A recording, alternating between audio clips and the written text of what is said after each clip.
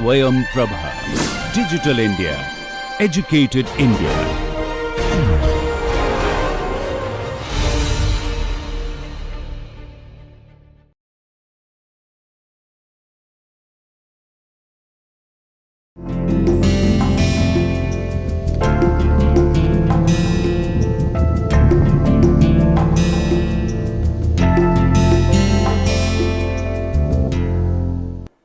Hello and welcome back. Today we are at the lecture number 20 in this series of lecture on elements of solar energy conversion.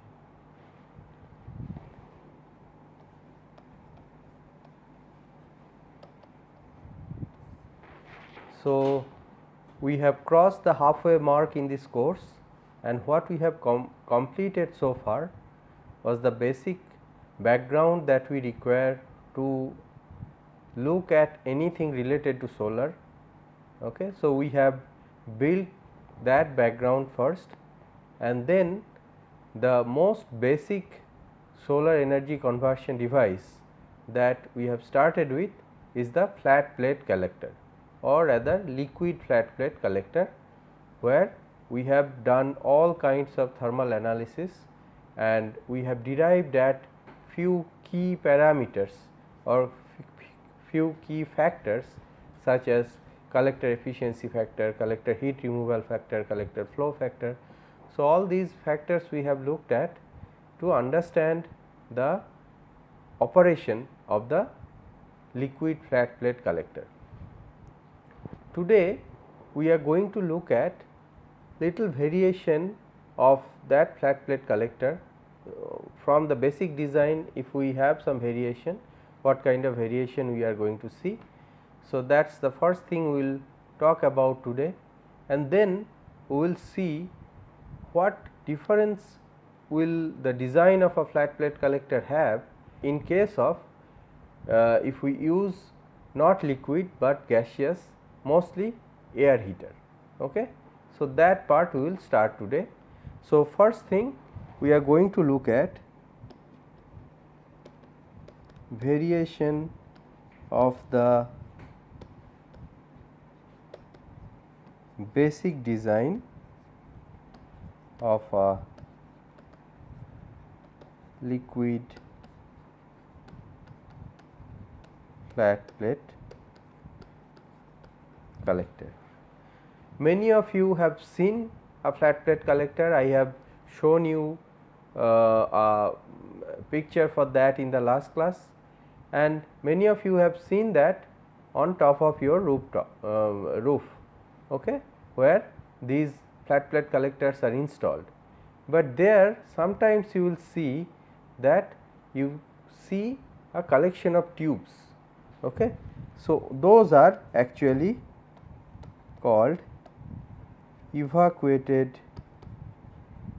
tube collector, or in short we abbreviate it as ETC, or evacuated tube collector. Okay. So, why do you use those evacuated tube? First of all, let me just remind you the basic design.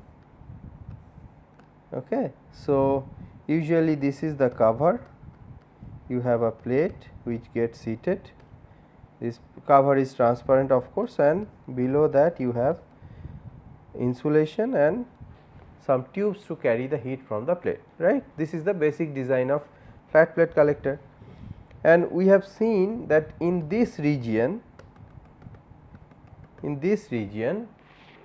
we have a convection loss, right. So, this is filled with air.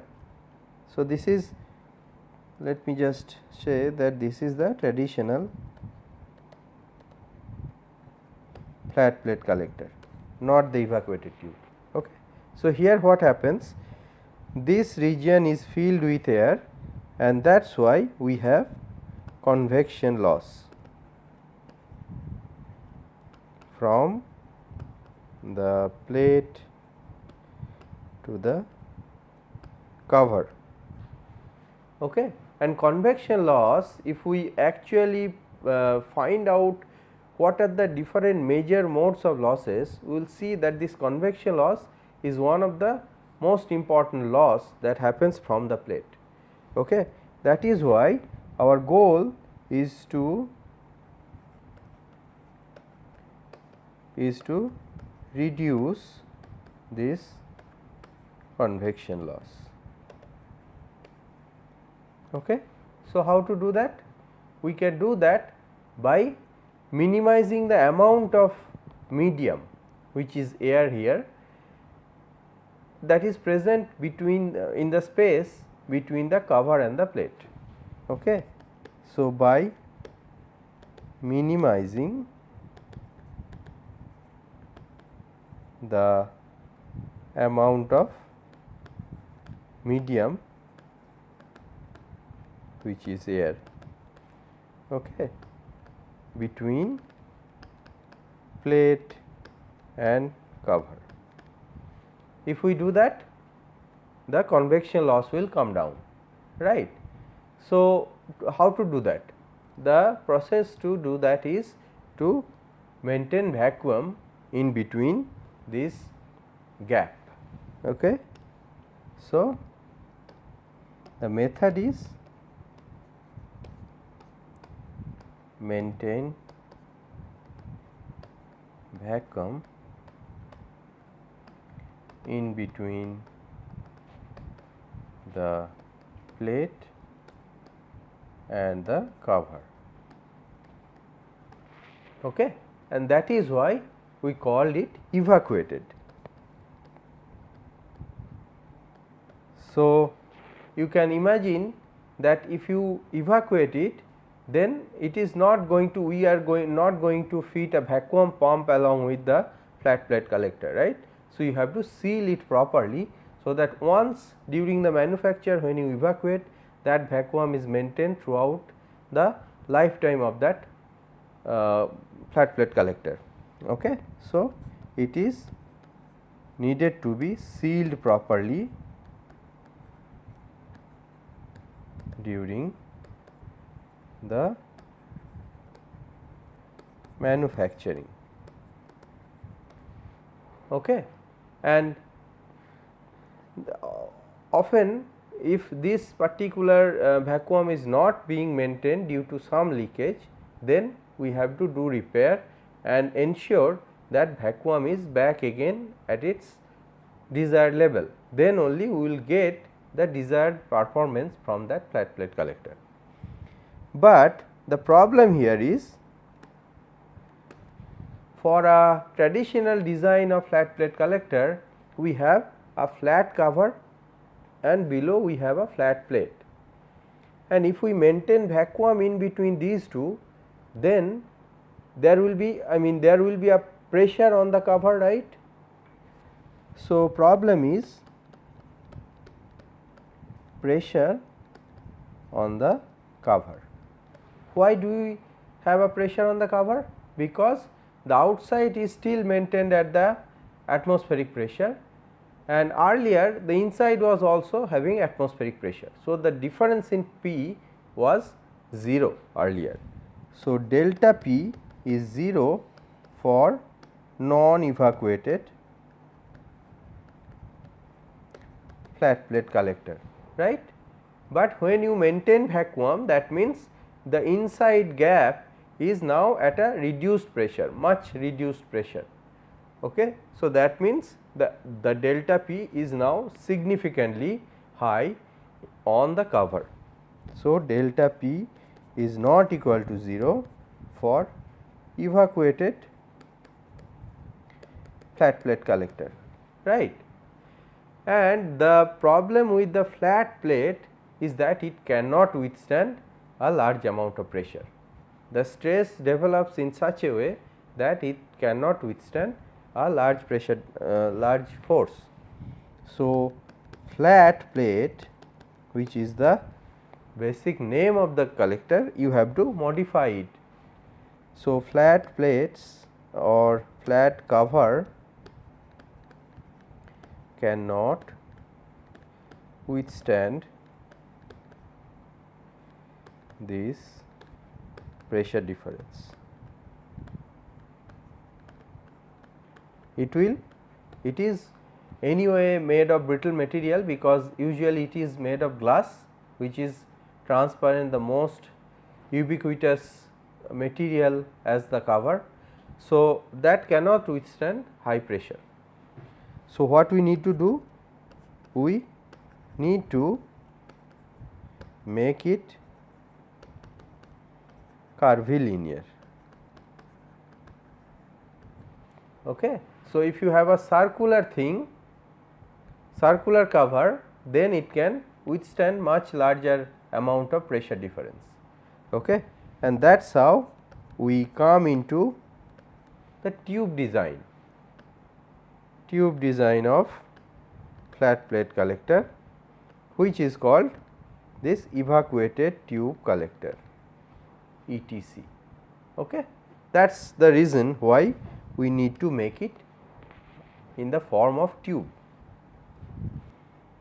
Now, let me show you this particular thing in a actual schematic diagram. Okay, now let us look at this particular design in little more detail. So, let us say that we have a hot water tank here, we are taking a side view. Okay. And from here we have multiple tubes that are coming out.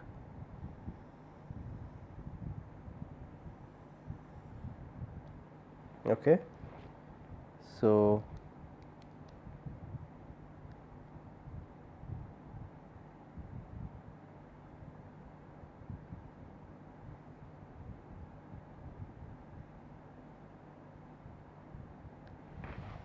what we can have, these are sealed tubes, and this portion, the inside part, this as well as this portion is our absorber plate.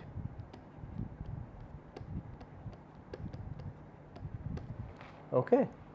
And the outside one, like these portions are our transparent cover.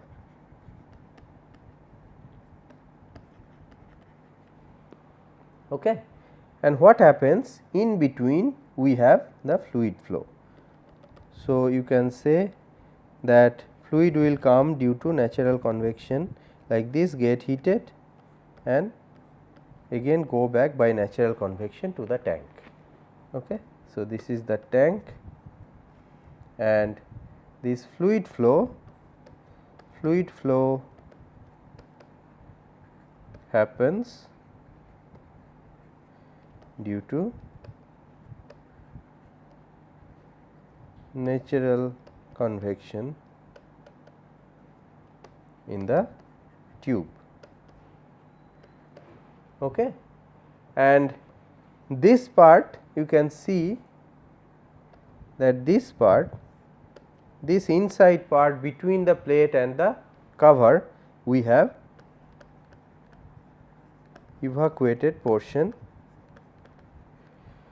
Okay. And the whole thing is a tube. So, basically there are two concentric tubes, at one end it is merged together and the other end it is open to the tank, and this whole thing is completely sealed. Okay. That is why that vacuum is maintained. Okay. So, this is a typical, so and I should tell this that this is the side view. Okay.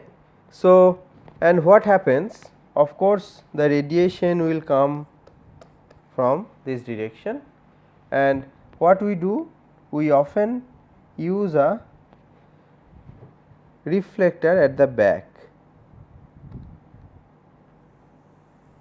Okay.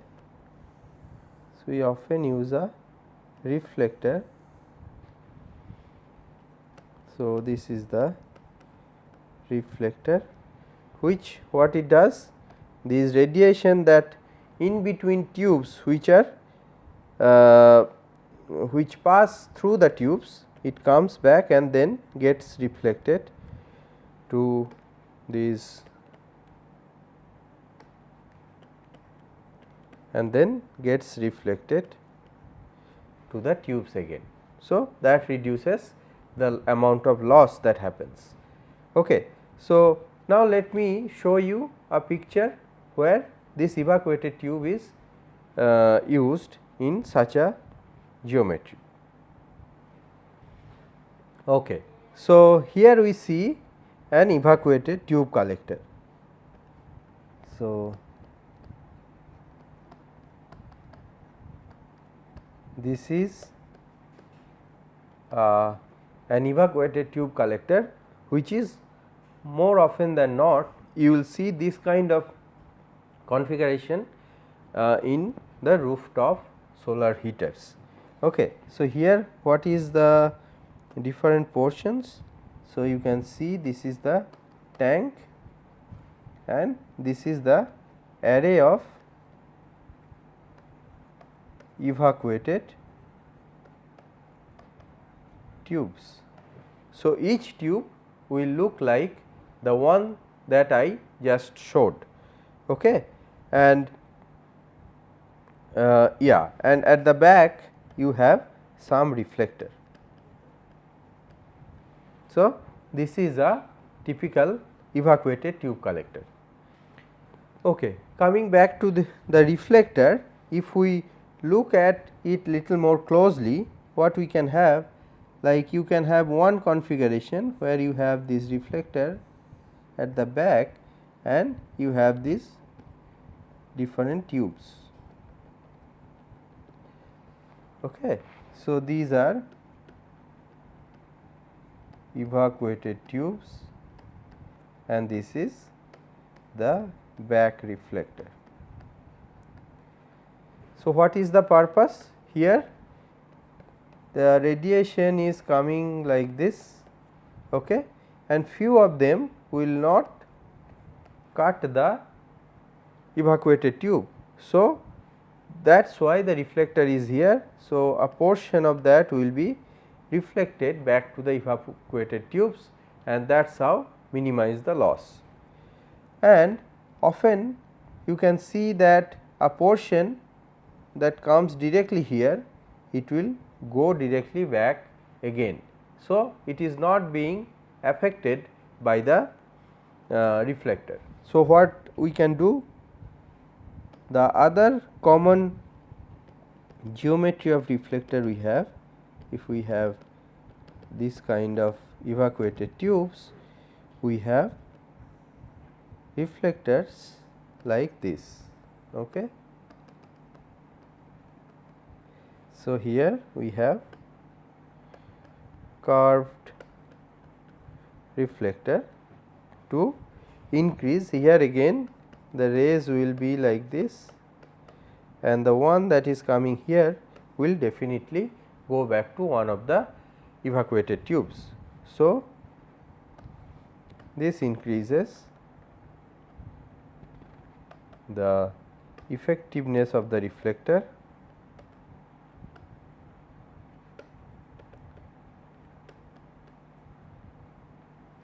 and that is how it minimize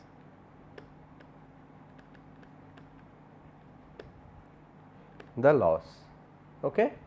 So, that is evacuated tube collector. One more variation we have for evacuated tube collectors is in terms of heat pipe. So, evacuated tube collector with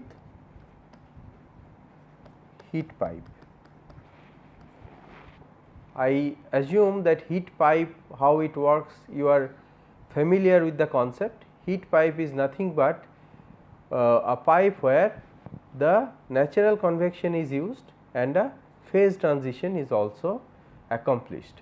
Okay. So, when you have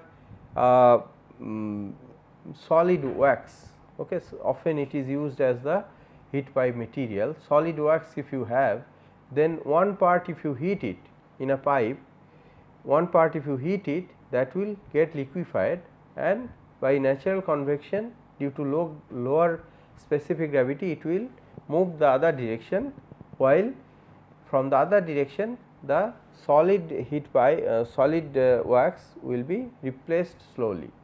Okay. That is how the heat will be carried from one end of the pipe to the other. So, here also the similar concept can be used. So, how does it look like?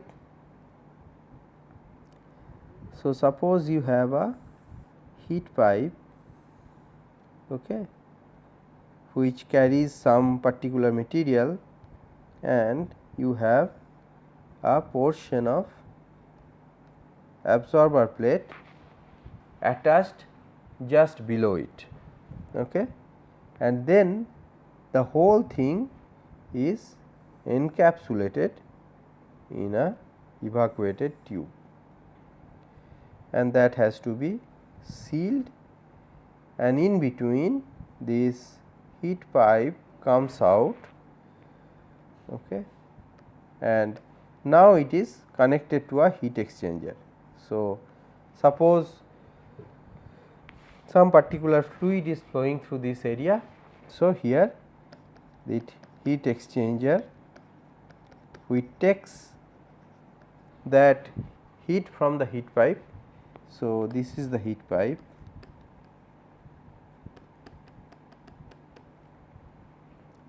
this is the absorber plate, and this outside one is the evacuated tube of transparent cover. Okay. So, this is just a design variation of the same concept of evacuated tube collector, where the fluid itself is not moving to the plate area, but it is taking the heat from a heat pipe through a heat exchanger. This is the fluid to be heated. Okay. So, just a variation of that. So, now we are going to look at little bit about the testing procedure of performance of a flat plate collector. So, testing procedure of performance of a flat plate collector. Okay. So, as I have told you earlier that all these different factors, this heat removal factor, flow field collector flow factor, all these things they are supplied to you by the manufacturer, and the manufacturer what does it do? It does all kinds of performance testing before launching that product into the market, and that particular flat plate collector design, how much heat you can expect, how much efficiency you can expect, these are the goal of a testing procedure. Okay. So, what is a typical method or typical setup to do this testing? Let us look at that first. Okay. So, this is a typical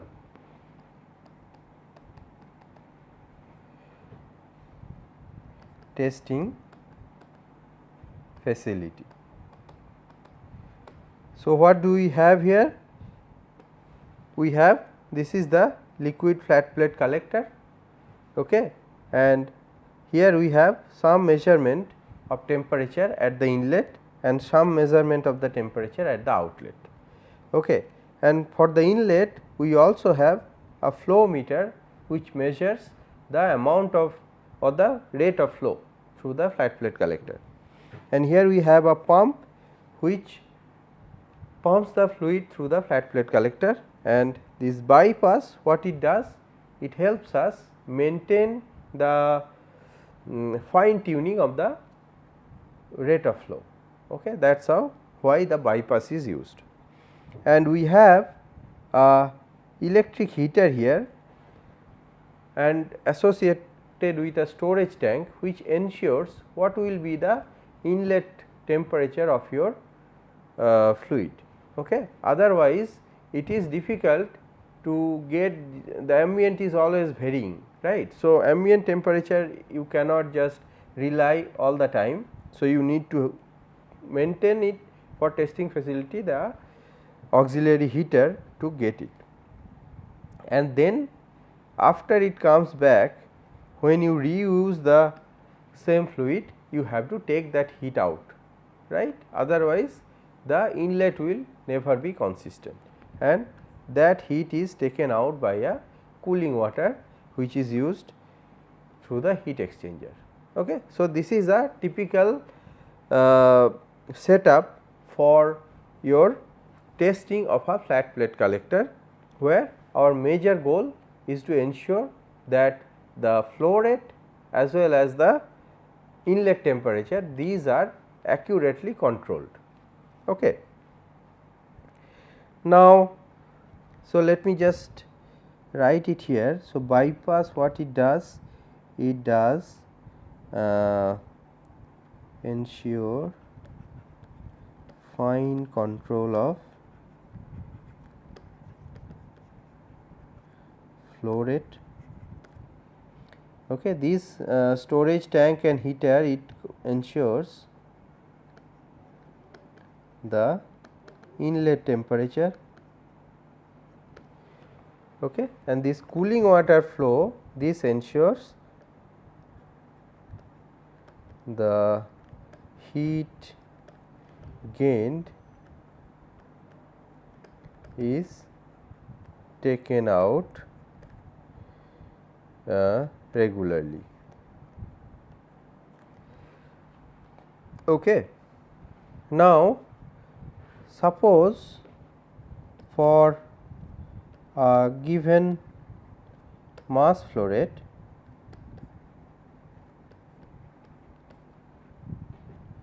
suppose it is 0.02 kg per second, and given wind speed, because that tells us what would be the loss coefficient, effective loss coefficient, wind speed, let us say 2 to 5 meter per second, okay, and the intensity of solar radiation of the radiation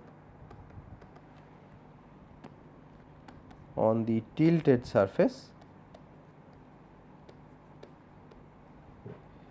is 700 watt per meter square. So, few external factors you have to control, otherwise the testing will not be uniform. Okay. So, these conditions if you control, then what you can write, the efficiency, which is the most important factor for a flat plate collector, how much heat of solar radiation you can convert to the heat of fluid. Okay. So, that efficiency is nothing but the amount of heat gained by the fluid flow, okay, divided by the amount of heat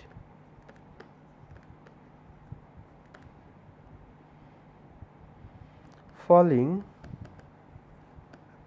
on the flat plate collector as solar radiation. So, how much radiation is falling and how much you are being able to convert it, right. So, this is nothing but the numerator is nothing but the rate of useful heat gain, right, QU dot, which we were analyzing up to the last class. Okay. And the bottom one you can write the collector area multiplied by the intensity on the tilted surface IT, right. Now, this QU you can write m dot Cp specific heat and difference in outlet and inlet temperature of the fluid, right. Okay. So, this is the definition of efficiency. Now, you can further write it in terms of this particular numerator. Now, you have several expressions for that, right. So, what we want in terms of TFI and TA. If we write that, then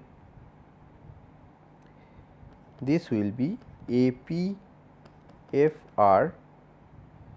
multiplied by S minus UL TFI minus TA, right. This we have seen earlier, and then the whole thing is divided by ACIT. Okay, so, here you note that we have used two different areas, AP and AC. Okay, AP is plate area, okay, and AC is the collector area. So far, we have not distinguished between these two areas. Plate area and collector area we have kept same, as if the edge effect, end effects, these are negligible, okay, which are majorly true. But when you are testing it, you want accurate result, and that is why we are distinguishing between AP, which is plate area, and AC, which is collector area. So, the solar radiation is available on the whole collector area. So, the denominator will of course have the collector area, but the numerator here you can see the only the plate area which is effectively absorbing that radiation, and that is why we are using AP. Okay. So, now further we can write just by simplifying that FR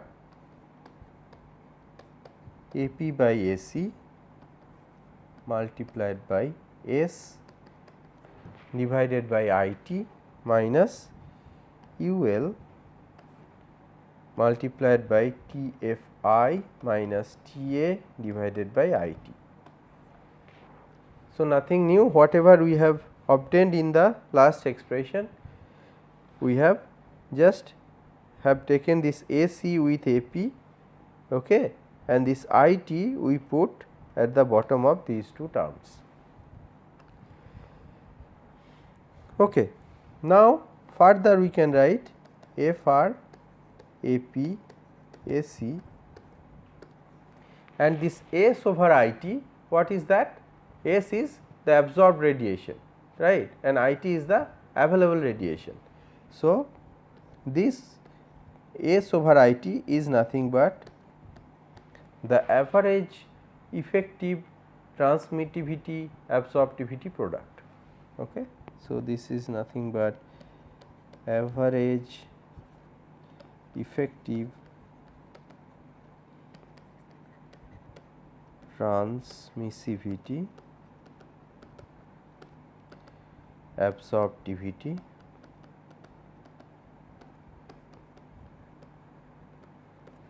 okay.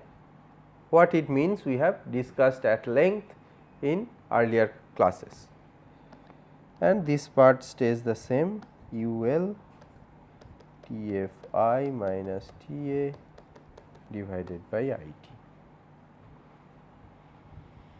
Okay.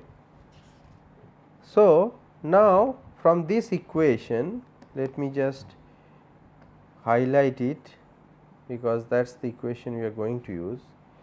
Now, in this equation you can see that now if we plot this eta I as a function of this quantity TFI minus TA divided by IT. So, you can see the independent variable which should be directly measurable, right. So, everything here are directly measurable. Okay. If that is exactly measurable, so this whole thing gives us the independent variable. and this is our dependent variable.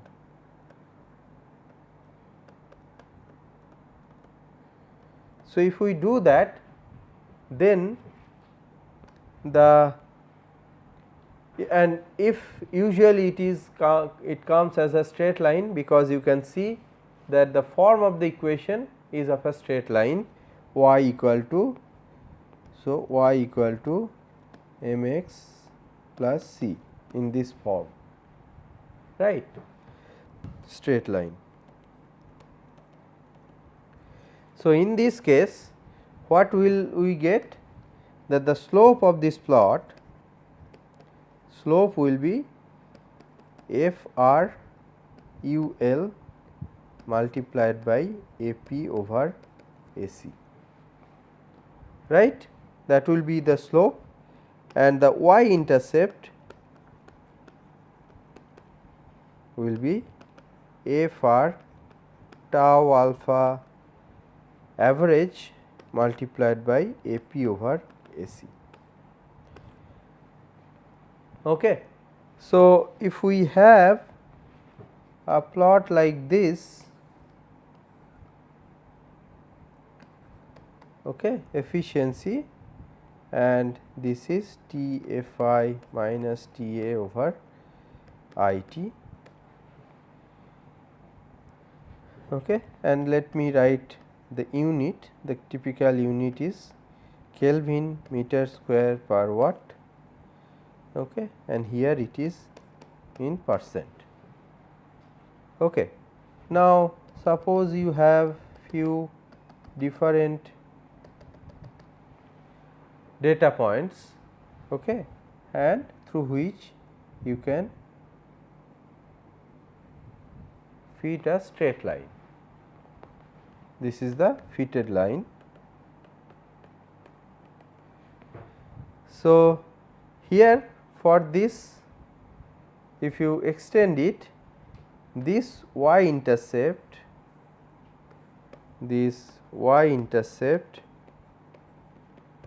will be your f r tau alpha average a p over a c, okay, and the slope of this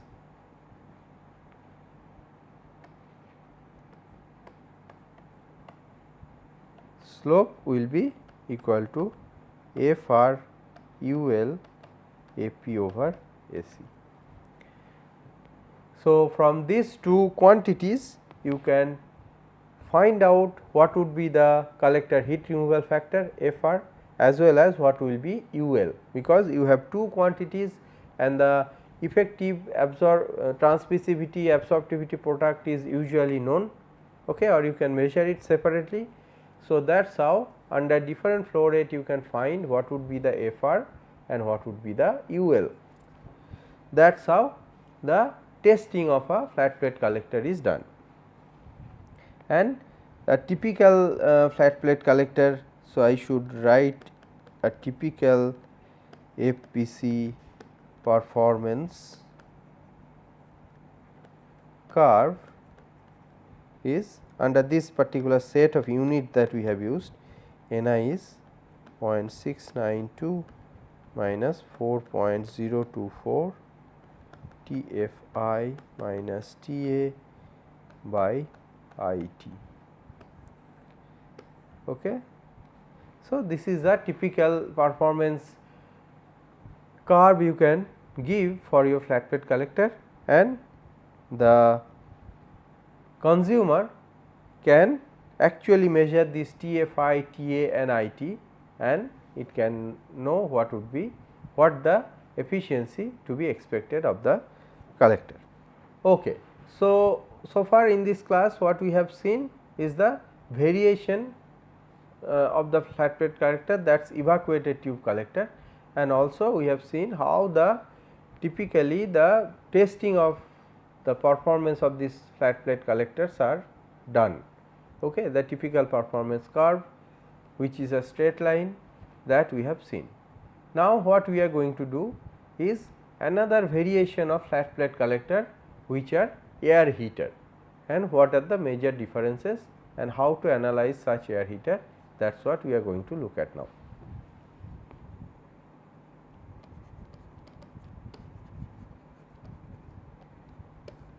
Okay. This is also, I should mention, this is a variation of flat plate collector itself. Okay. It is a variation, but what are the major difference? Major difference is for liquids the specific heat is much higher and density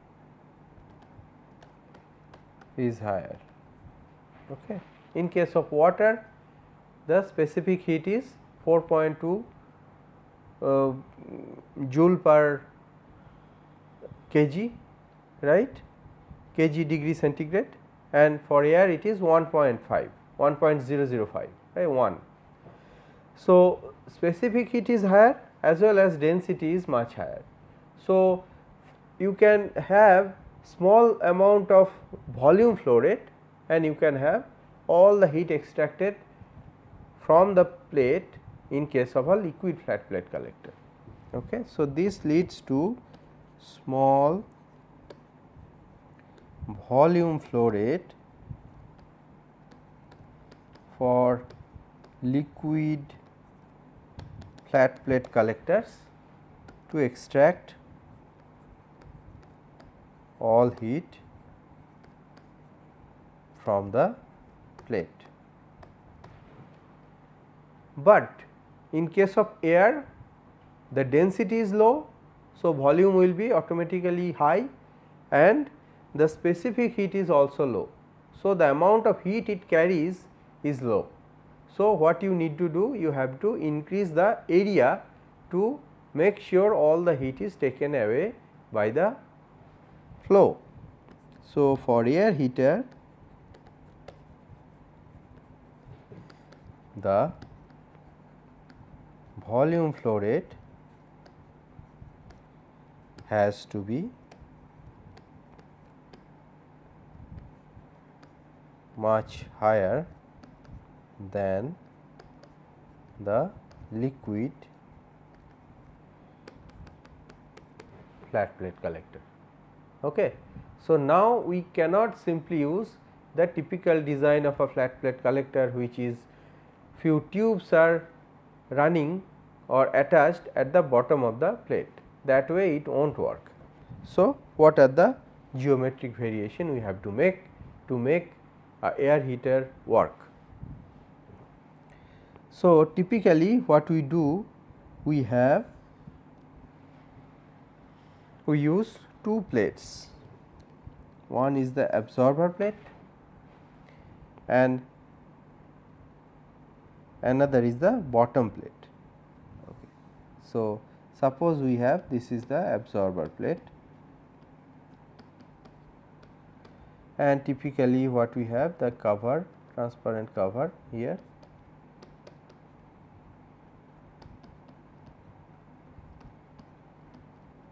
Okay. Now, as the volume flow rate is high, we need a bigger channel or bigger duct through which the air is flowing. So, we need to have a bottom plate to ensure this duct is large enough, and then the rest is same. This part is insulated.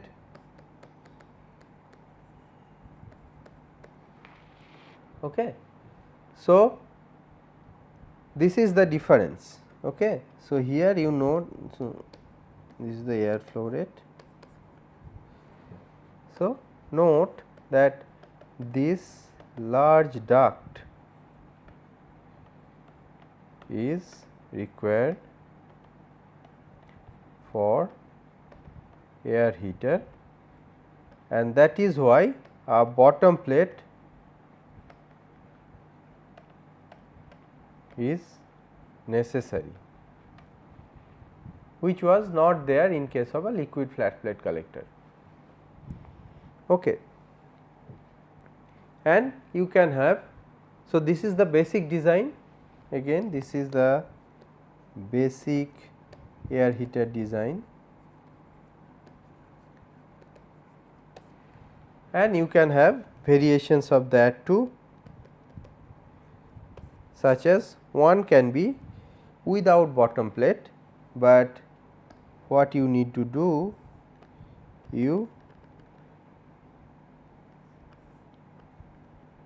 so this is your absorber plate, this is cover and this is insulation, and you allow air to pass in between the cover and the plate. Okay. So, that is also possible if you want to avoid the bottom plate itself. However, you can see that we have done the evacuation of the region between the cover and the plate to reduce the convection loss, and here we are providing the air flow there. So, you can see the amount of loss that we will incur will be large here. Okay. So, this the bottom plate is removed at the cost of high amount of loss through the cover. Okay. So, that is one variation you can have, and you can also have the cover. Now, you have the plate, bottom plate and the cover, everything you have. This is insulation, this is bottom plate, this is absorber plate and this is cover. Okay. And you can also have the air flow through both these portions. Okay. So, that is also one possibility that you can have. Anyway, and what other variation you can have in terms of improving the amount of so for improving the area of contact, okay, we can redesign the cross section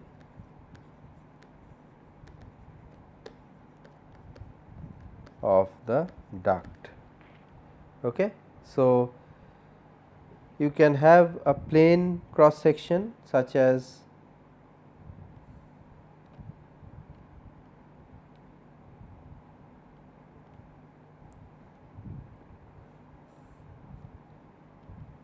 okay. So, this is the cover, this is the absorber plate.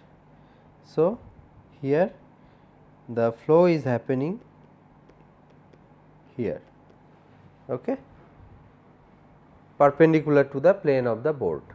Okay. So, that is a plane cross section,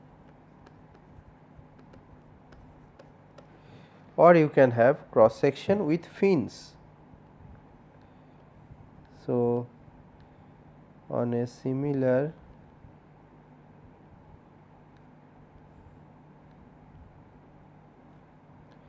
and this part is insulation. Okay.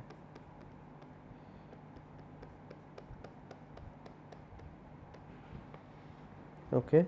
Now, you have a plate here which is the absorber plate, and you can have fins coming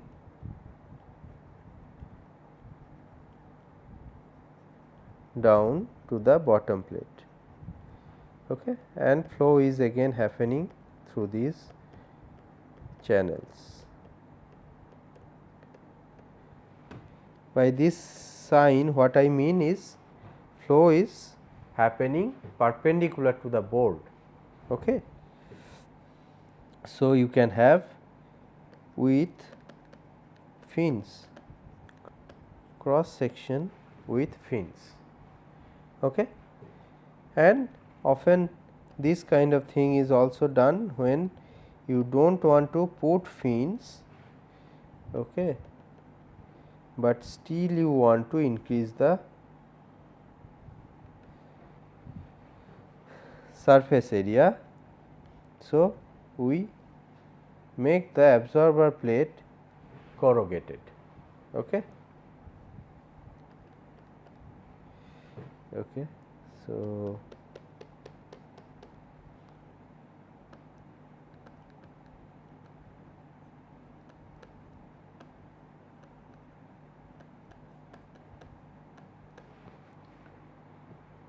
okay. So, these kind of variations can happen for air heaters.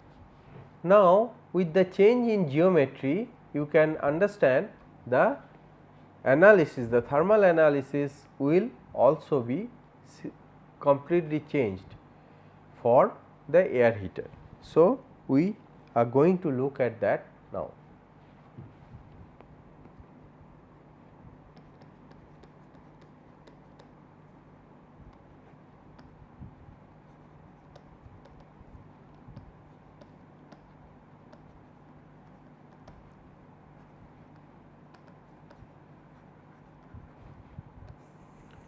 You can see that we have ducts now, and those are large cross section completely covering the whole of the bottom of the plate.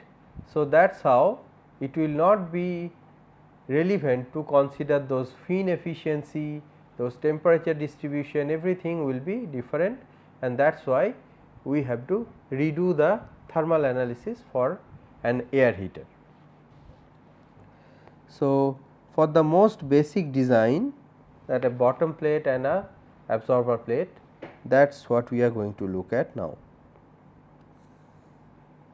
So, if we have a bottom plate like this with the insulation at the bottom, and we have a absorber plate,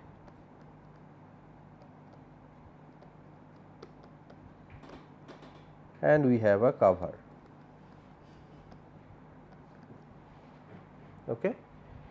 And we have the mass flow rate of air coming from this side, and we have certain inlet temperature TFI. Okay. And this is the bottom plate,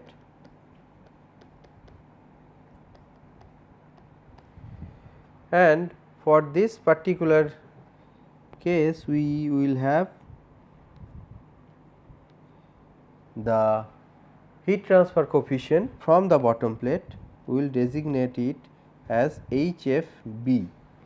B stands for bottom and HF stands for heat transfer coefficient of the fluid, and similarly for the absorber plate we will designate it with HFP, and we will also need to have the emissivity of the bottom plate and emissivity of the plate. P stands for plate, that means absorber plate, and bottom plate is just mentioned with B. And suppose we take a cross section of this flow channel with length dx, and there we can have the temperature of the bottom plate to be TBM, which is temperature of the bottom plate, the mean temperature, and for the absorber plate it is TPM. Okay. And here the fluid is coming at TF and leaving the cross section at TF plus DTF, right, with certain added heat, it is with more temperature, it is leaving the cross section.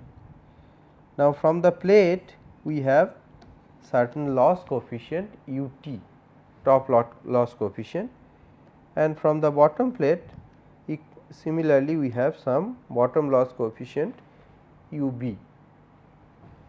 Okay. Now, let us say the length of the whole channel is L 1 and perpendicular to this direction, okay, the length is, or rather width of the collector or air heater is L 2. Okay.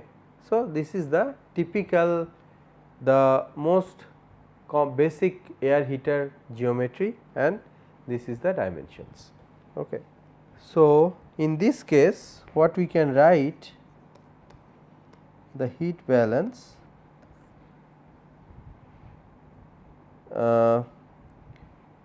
for each of these absorber plate, bottom plate and the fluid, we can do the heat balance. Okay. And that is how we will get the total picture, and that we will do in the next class. Okay. Thank you very much for your attention.